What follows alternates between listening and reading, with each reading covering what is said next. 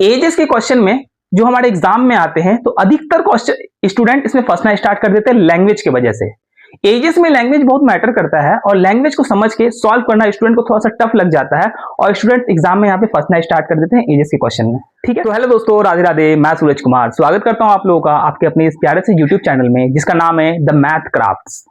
Basically हम लोग math के प्रैक्टिस क्वेश्चन पे यहाँ पे हम लोग फोकस कर रहे थे और प्रैक्टिस क्वेश्चन को हम लोग यहाँ पे कर रहे थे। ठीक है, एजेस का जो भी कंसेप्ट था, जो एज का जो भी कंसेप्ट था, उस कंसेप्ट को मैं क्लियर कर चुका हूँ।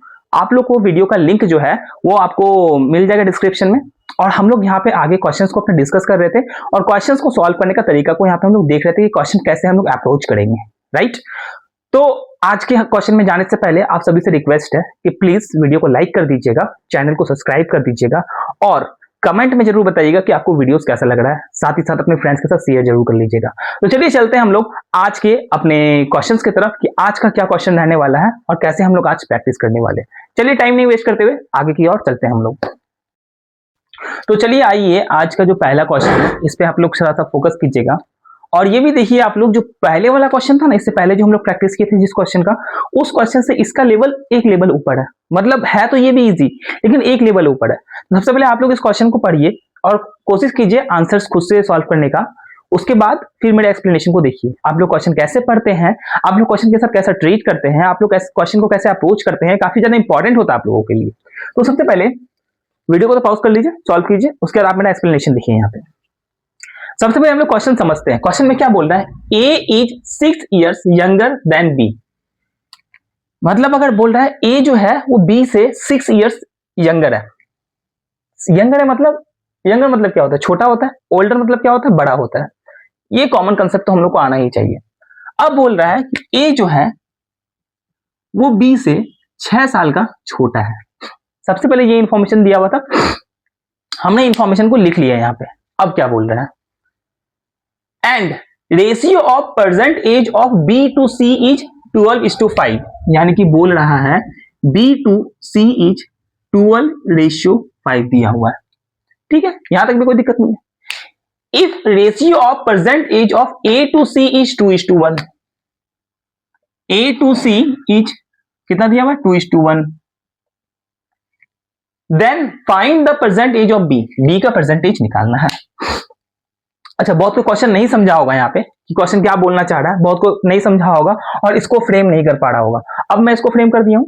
अब कम से कम वीडियो पॉज करके आप लोग इसको देखिए, सॉल्व कीजिए और फिर ट्राई कीजिए कि इसका आंसर आप लोग बताइए मुझे। ठीक है, तो चलिए हम लोग अब देखते हैं कि इसको आपको वीडियो पॉज करके करना है। याद रखिएगा ये रिकॉर्डेड सेशन है तो आप लोग को वीडियो पॉज करके फिर देखना है।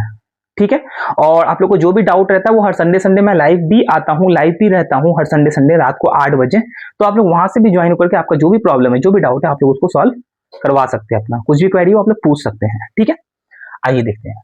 अच्छा, इस क्वेश्चन में देखें तो यहां भी सी कॉमन है और यहां भी सी कॉमन है। देखिए सी तो यहां भी है और सी यहां भी है, लेकिन क्या सी का रेशियो सेम है? यहाँ पे सी का रेशियो कुछ और है, यहाँ पे सी का रेशियो कुछ और है। तो पहले हम लोग कॉमन कर लेते हैं, जिसके कारण से हम लोग को A:B:C तीनों का एजेस का रेशियो हम लोग को एक लाइन से मिल जाएगा।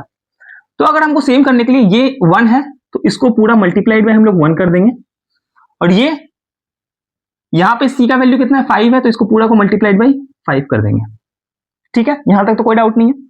अब करना चाहेंगे तो ये 1 से मल्टीप्लाई हो रहा है ये पूरा रेशियो, तो हमको तो कुछ दिक्कत नहीं होगा। 12:5 ये जैसा था वैसा ही आ गया।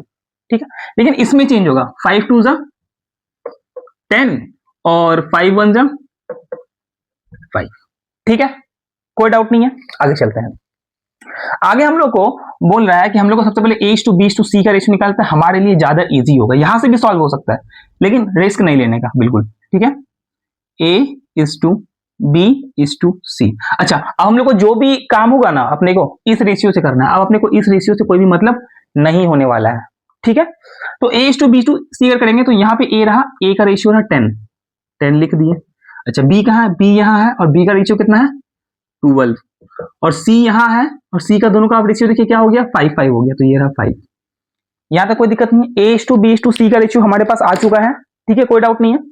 अब क्या बोल रहा है कि A जो है वो B से 6 साल का छोटा है। ठीक है, यहाँ भी A छोटा है लेकिन यहाँ पे A कितना रेशियो छोटा है, 2 रेशियो छोटा है। ठीक है, लेकिन 2 रेशियो का वैल्यू हमको दिया हुआ कितना साल छोटा है, 6 साल छोटा है। ठीक है, अगर 2 रेशियो का वैल्यू अगर 6 हो गया तो एक रेशियो का जो वैल्यू हमारे पास कितना आएगा, 3 आएगा। एक रेशियो का वैल्यू हमारे पास क्या होगा, 3 होने वाला है यहाँ पे। तो हमको प्रेजेंट एज ऑफ बी बोला है, तो बी का यानी कि ये रहा मेरा 12। तो अगर हम यहाँ पे ऐसे निकालना चाहेंगे कि 1 रेशियो का वैल्यू अगर 3 है तो 12 रेशियो का वैल्यू क्या होगा, 12 multiplied by 3 is equal to 36 years. ये हमारा आंसर रहने वाला है। समझ गया, इस क्वेश्चन में कोई दिक्कत नहीं है आप लोगों को, पूरा कंसेप्ट क्लियर हो गया कैसे होगा। यहाँ पे बहुत किसी को समझ में नहीं आया कि यहाँ पे मल्टीप्लाई क्यों किए हैं।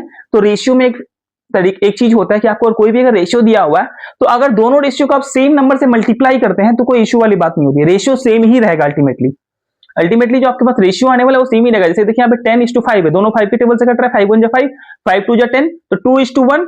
अल्टीमेटली हमारे पास रेशियो वही है, सिर्फ हम वेरिएबल अपना चेंज किए हैं। वेरिएबल चेंज कर सकते हैं रेशियो में, रेशियो वाले टॉपिक में पढ़ाया हुआ है इस चीज को, कोई डाउट नहीं है इसमें।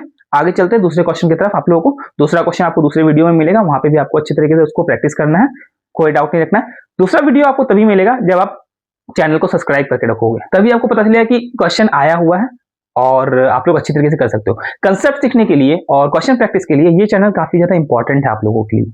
और भी जगह पे मिलता होगा, लेकिन ठीक है मैं भी प्रैक्टिस करवा रहा हूं तो आप लोग यहाँ पे कर सकते हो। प्रैक्टिस जितने जगह से आप लोग कहो उतना ज्यादा बेनिफिट है आपका।